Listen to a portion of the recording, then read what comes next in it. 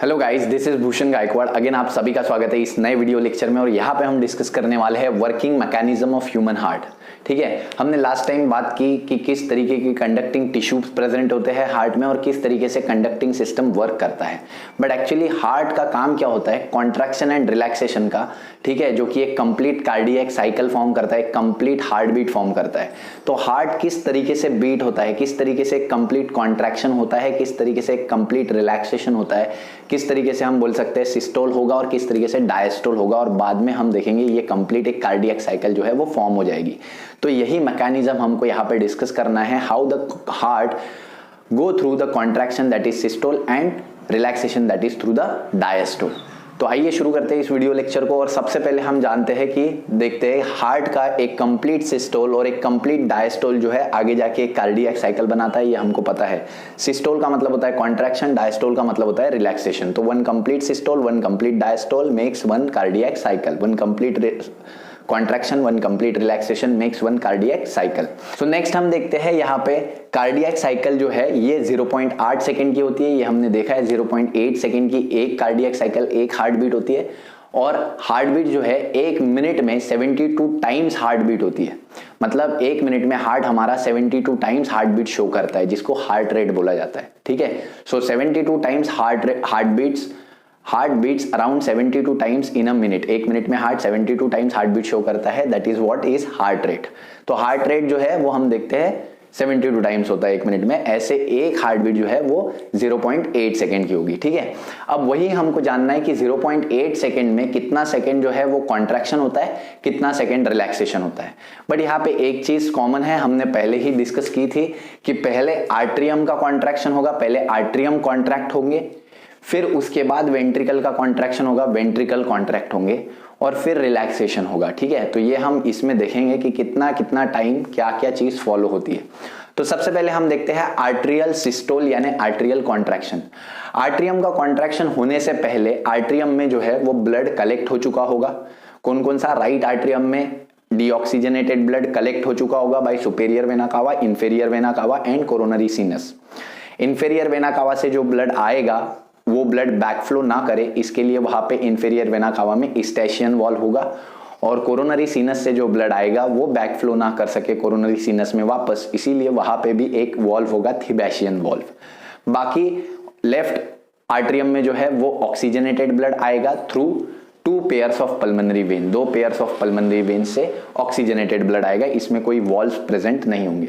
तो इस तरीके से दोनों आर्ट्रियम पहले से ही ब्लड से फिल्ड होंगे, मतलब ब्लड से फिल हो चुके होंगे। तो जब ये ब्लड से फिल हो चुके होंगे उस टाइम पे इसकी वॉल्स पे प्रेशर जनरेट होगा बाहर की तरफ। So it generates a pressure on the walls on outer side.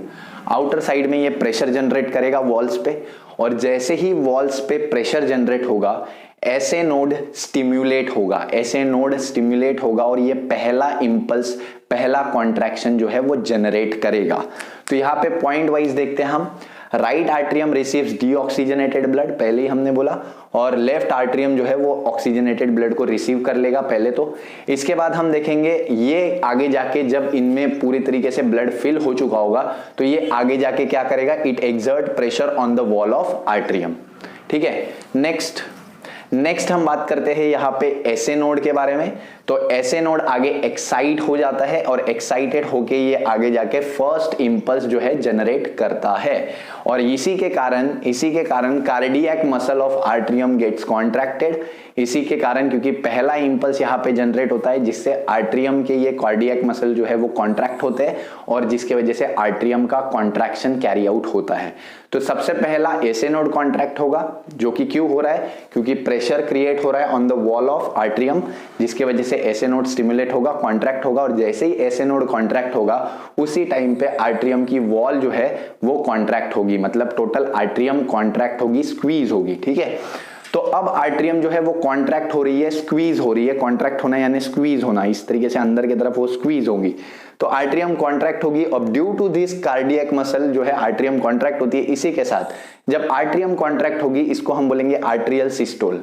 तो जैसे ही आर्ट्रियल सिस्टोल होगा वैसे ही ब्लड जो है वो पंप होगा into the ventricles, and back flow of blood is again prevented by the tricuspid and bicuspid valve. ठीक है, तो ब्लड हम बोल रहे हैं यहां से, जैसे ही ये आर्टेरियल कॉन्ट्रैक्शन होता है, आर्टेरियल सिस्टोल होता है, as soon as the arterial systole takes place the blood move from atrium to the respective ventricle and back flow is prevented by the tricuspid and bicuspid valve. तो यहाँ पे दोनों ही valve को discuss किया है कि जब ब्लड आर्टरियम्स में आता है, राइट आर्टरियम और लेफ्ट आर्टरियम, तो उसको प्रिवेंट करने के लिए यहाँ पे होता है स्टेशियन और थिबेशियन वॉल्व, जो कि वेना कावा में होता है और कोरोनरी सीनस में होता है। और आगे जाके जब ये ब्लड वेंट्रिकल्स में जाता है तो उसका बैक फ्लो प्रिवेंट करने के लिए यहाँ पे जो वॉल होते हैं that is tricuspid and bicuspid valve.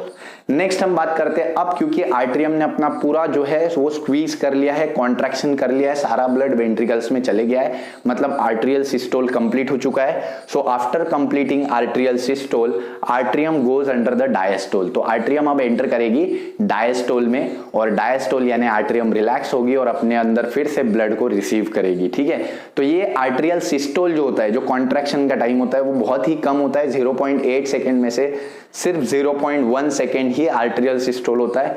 और 1 सेकेंड 0.1 सेकेंड का आर्टेरियल सिस्टोल कंप्लीट हो जाने के बाद बचे हुए 0.7 सेकेंड, 0.7 सेकेंड जो अभी बचे हुए, इसमें पूरा 0.7 सेकेंड में आर्टरियम जो है वो रिलैक्स होगा। ठीक है, लेकिन इसी के ठीक बाद, आर्टरियम के कॉन्ट्रैक्शन के ठीक बाद अब किसका कॉन्ट्रैक्शन होने वाला है? वेंट्रिकल का। लेकिन जब वेंट्रिकल कॉन्ट्रैक्ट हो रही होगी उस टाइम पे आर्टरियम रिलैक्स हो रही होगी। ठीक है, वो हम आगे देखेंगे अभी, that is contraction of ventricles. तो यहाँ पे हमने देखा आर्टेरियल सिस्टोल में कि सबसे पहले राइट आर्टरियम लेफ्ट आर्टरियम में ब्लड फिल हो जाता है, डीऑक्सीजनेटेड राइट में, ऑक्सीजनेटेड लेफ्ट में।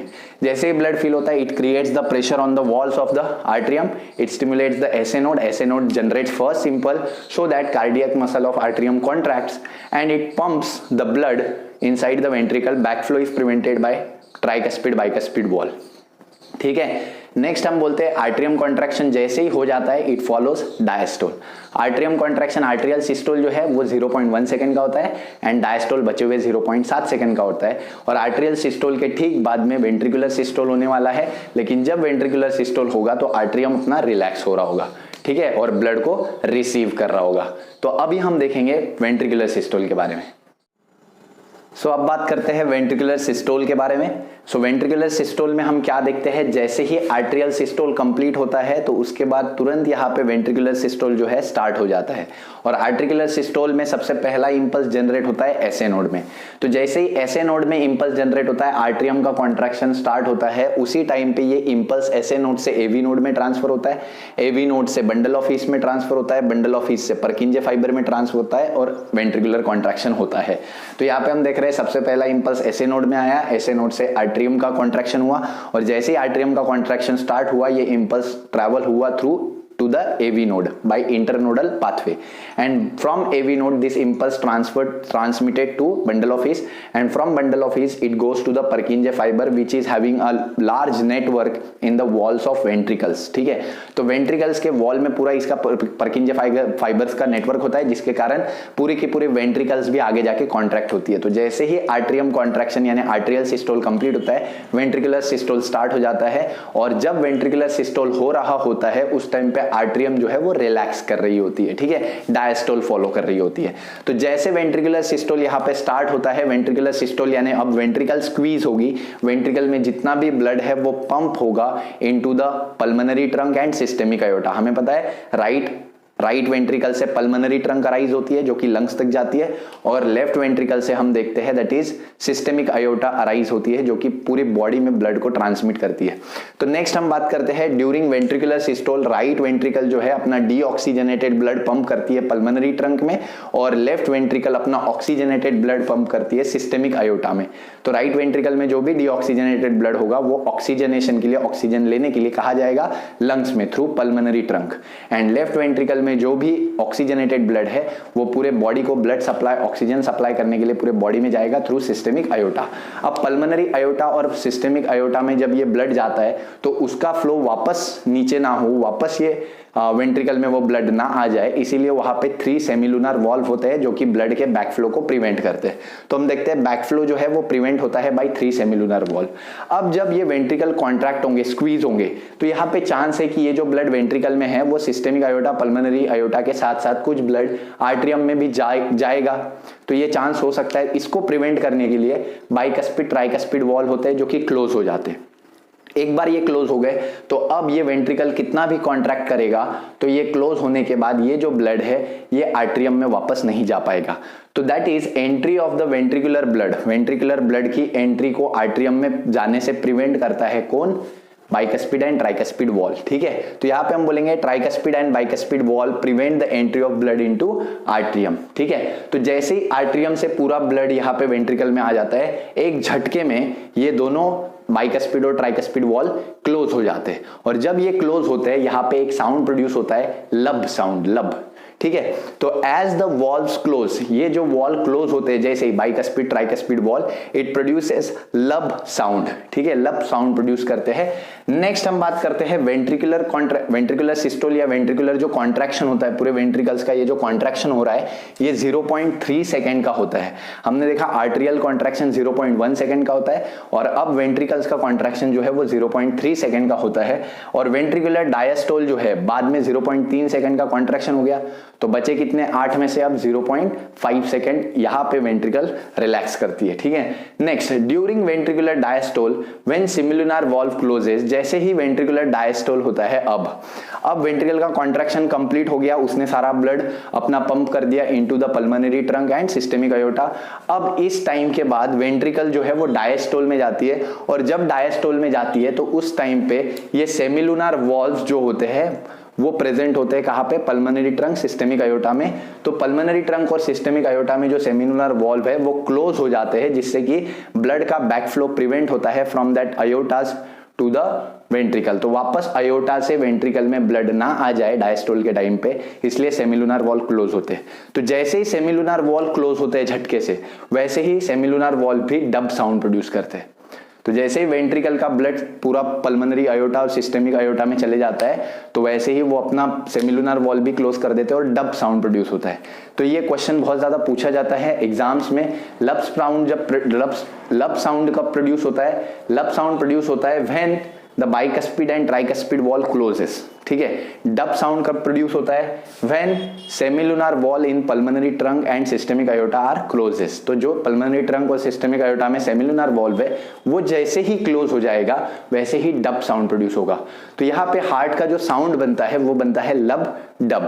तो हार्ट जब भी हम देखते हैं हार्ट में ब्लड फिल होता है, ब्लड पूरे बॉडी में ट्रांसफर होता है यानी कॉन्ट्रैक्शन एंड रिलैक्सेशन, उस टाइम पे हार्ट में ये साउंड आता है लब डब। तो एक्चुअली दिल जो हार्ट का साउंड है वो धक धक नहीं होता, हालांकि ये लब डब होता है। जो फिल्मों में हमें बताते हैं दैट इज नॉट धक धक, इट इज लब डब। और लब क्यों है? बिकॉज यहाँ पे बाइकस्पिड ट्राइकस्पिड वॉल जो है वो एकदम से क्लोज हो जा रहे हैं। और डब क्यों है? बिकॉज सेमिलुनर वॉल क्लोज हो जा रहे हैं। ठीक है, नेक्स्ट हम बात करते हैं अब यहाँ पे 0.1 सेकेंड स्टार्टिंग के। देखो स्टार्टिंग से अगर हम स्टार्ट करते हैं तो 0.1 सेकेंड में हमने बोला 0.1 सेकेंड में आर्टरियम का कॉन्ट्रैक्शन हुआ यानी आर्टरियल सिस्टोल हुआ।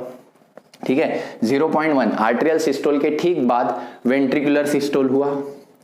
ये जो है ये वेंट्रिकुलर सिस्टोल हुआ जो कि हुआ 0.3 सेकेंड का।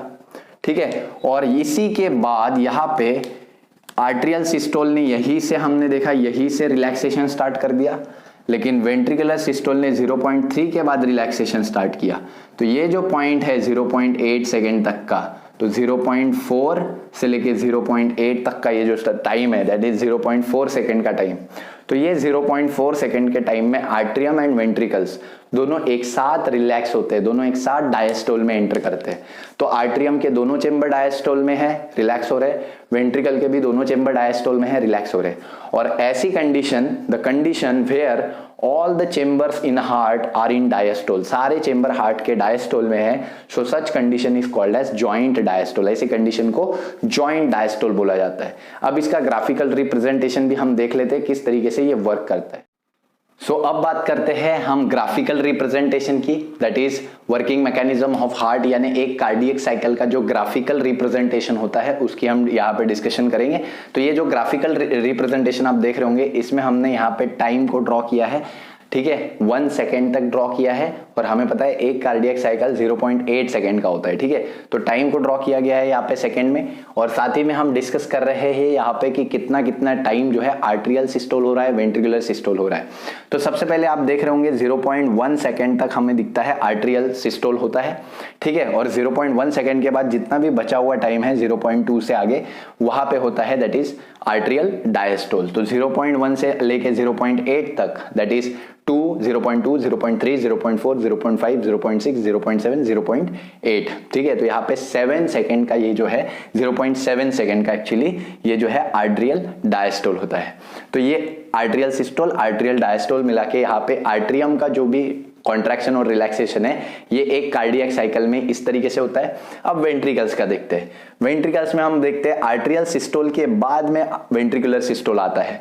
तो जस्ट 0.1 से लेकर 0.4 सेकेंड तक यहाँ पे वेंट्रिकुलर सिस्टोल होता है जो कि 3 सेकेंड का है, 0.1, 0.2, 0.3, ठीक है, 0.3 सेकेंड का, एक्चुअली 0.3 सेकेंड का यहाँ पे वेंट्रिकुलर सिस्टोल होता है। अब वेंट्रिकुलर सिस्टोल के बाद 0.5 सेकेंड का वेंट्रिकुलर डायस्टोल होता है। अब 0.5 सेकेंड कैसे, 0.4 के बाद 0.5, 0.6, 0.7, 0.8 एंड 0.9, तो ये 9 तक जाता है। मतलब यहाँ पे 2 कार्डियक साइकिल ओवरलैप करेंगे, कैसे वो आगे डिस्कस करेंगे। तो यहाँ पे 0.5 सेकेंड का वेंट्रिकुलर डायस्टोल होता है, मतलब यहाँ पे 3 और यहाँ पे 0.3, 0.5 टोटल मिला के 0.8 सेकेंड का वेंट्रिकल का भी सिस्टोल और डायस्टोल कंप्लीट होता है, यानी वेंट्रिकुलर कॉन्ट्रैक्शन रिलैक्सेशन। तो ये भी वेंट्रिकल की कार्डियक साइकिल होगी। तो ये आर्ट्रियम और वेंट्रिकल की ये पूरी जो कार्डियक साइकिल होती है, यहाँ पे हम देखते हैं मतलब 2 कार्डियक साइकिल में आर्ट्रियल सिस्टोल और वेंट्रिकुलर सिस्टोल थोड़ा ओवरलैप कर सकते हैं।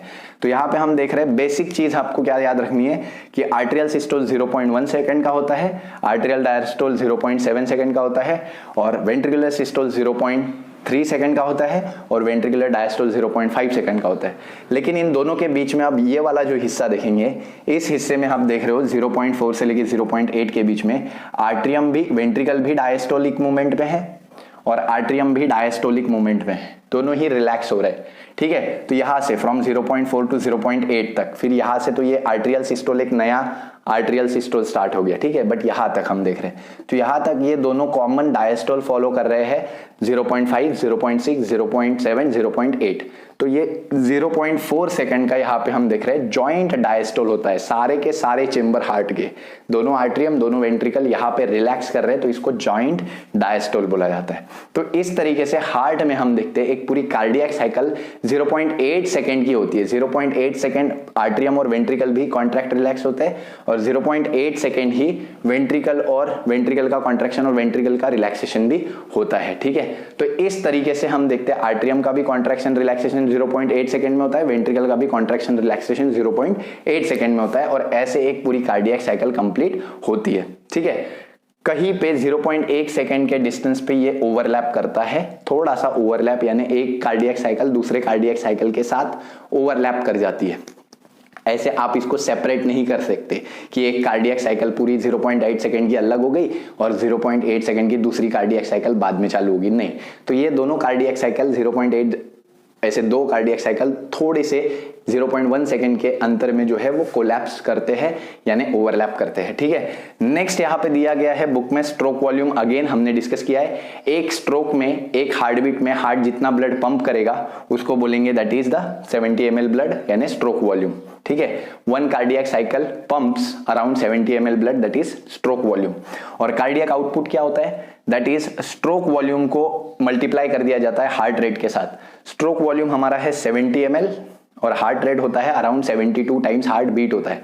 तो 70 इंटू 72 किया जाता है तो आंसर आता है around 5040 ml of blood pump होता है बाय हार्ट इन 1 मिनट। तो 1 मिनट में 72 हार्ट बीट होगी और 72 हार्ट बीट में 70 ml ब्लड पंप होगा, तो total 5 litres of blood pump होगा। तो इस तरीके से यहाँ पे हमारा ये जो वीडियो लेक्चर है पूरी तरीके से खत्म हो जाता है। आई होप वीडियो लेक्चर जो है आपको पसंद आया होगा। अगर पसंद आया तो वीडियो को लाइक कर दीजिए, दोस्तों के साथ शेयर कर दीजिए वीडियोस को, और चैनल को सब्सक्राइब कर दीजिए अगर चैनल पे नए होंगे, और आपके दोस्तों के साथ इस चैनल को शेयर कीजिए ज्यादा से ज्यादा, ठीक है। और बेल आइकन को प्रेस करना मत भूलिएगा ताकि ज्यादा से ज्यादा वीडियोस के नोटिफिकेशंस जो है आपको मिलते रहे। तब तक के लिए थैंक यू वेरी मच।